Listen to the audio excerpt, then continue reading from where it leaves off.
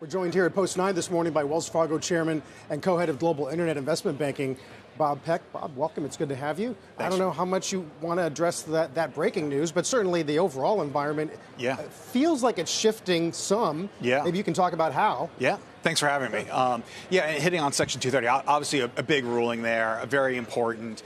It ultimately speaks to just the content moderation. How do you police it? How do you prevent these things from popping up? And ultimately, should the liability be with those platforms? So I don't think this is probably the end of the case there. We're going to continue to hear more. Where I think it really starts to get interesting, too, is how it plays into AI. So AI is one of the top themes that we're hearing across all of our companies. The boards are mandating that the C-suites have a view. How can we leverage AI? Is it an asset? How can we use it as a tool? Is it a threat, right? So what do we do there? With generative AI, how do you police that content as well? Should the platforms be liable for that? So very big topic I think is going to continue for many years. Do you think right now the actual stuff to know is within the board's ability to understand? I mean, how much of this has pinwheels in the boardroom? Yeah, I think it's very much in flux right now. I think everyone's just trying to get a grasp for what's going on. You even hear Sam Altman or Elon Musk talk about it, and even they don't have their hands fully around where exactly all this can go and how it can impact you. In the public markets, right, we've seen examples of public stocks getting hit because of AI concerns, right? We've seen examples of the large platforms in AI getting a bump to their multiple because of AI. So you're seeing it actually impact public stocks, but it's also really impacting the private companies as well, and how you think about to leverage this or how you view it as a threat and what you can do to thwart it. So you're the banker. How do you determine the real winners versus the noise? Well, there's a couple winners were going to happen, right? You heard Carolyn talk a little bit about it last time, right? So you have some of these platforms, whether it be cloud usage, right, will grow and benefit from that, whether it be chip usage. I mean, you've seen NVIDIA double its market cap over the last year.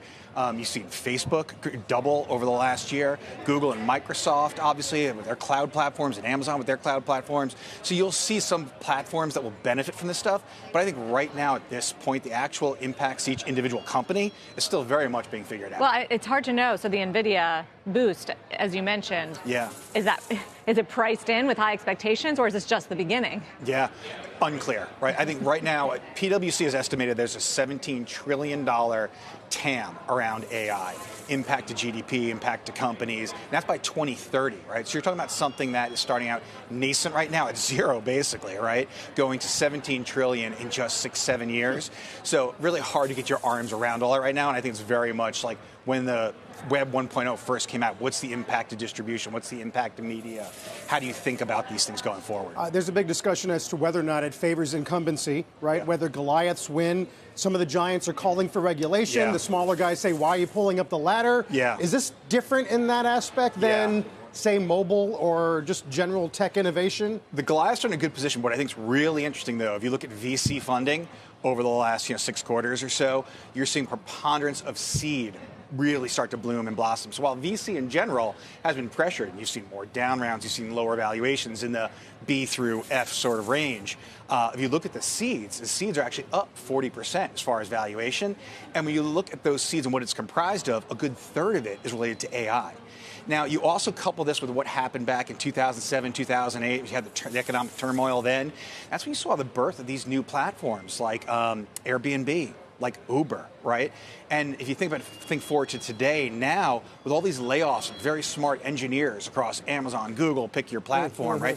As they go out and get these seed fundings, can they create these next generation of platforms and capabilities that can be leveraged? So it's a very, very interesting time.